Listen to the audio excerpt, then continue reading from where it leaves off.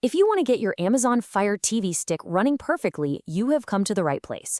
We're going to go through everything from the second you crack open that box to a few amazing little tricks that'll make it run faster than ever. Let's dive in.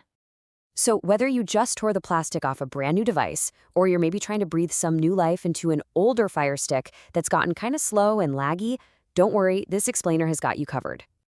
Here's the game plan, and it's super simple. We're going to break this down into 4 parts. First, we'll peek inside the box. Then, we'll get everything plugged in and set up. After that, we'll fly through the on-screen guide, and finally, my favorite part, I'll share some pro tips to really boost its performance.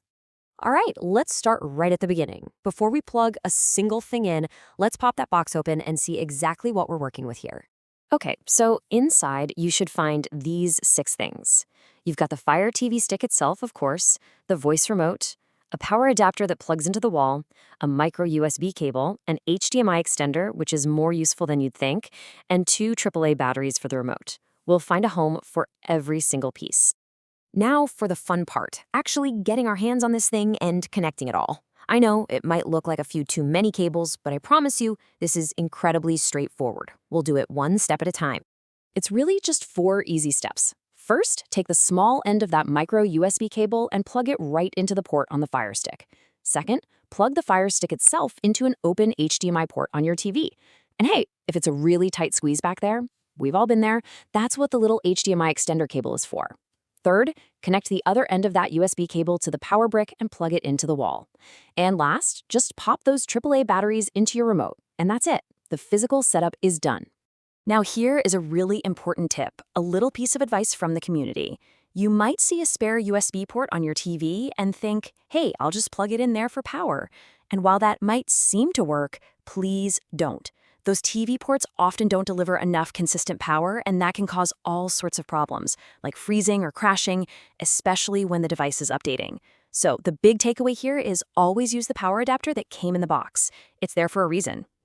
With everything plugged in, you should now see the Fire Stick logo pop up on your TV.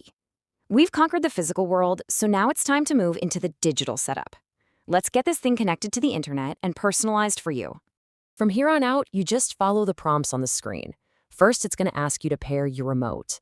You just press and hold that little house-shaped button for about 10 seconds, and it'll connect. Easy. Next, pick your language. Then, find your home Wi-Fi network and punch in the password. And finally, you'll sign in with your Amazon account. After that, you are officially in business. Okay, so you're all set up. But hang on, don't grab the popcorn just yet, because this last part is where the real magic happens. It doesn't matter if your device is brand new or a few years old. These tips are going to make it feel so much faster. This is for everyone out there who absolutely hates buffering and lag. Our goal here is pretty simple. We want to take your experience from that before column, slow, buffering, a little bit laggy, and turn it into the after column. Fast, smooth, and super responsive. No more waiting, just watching.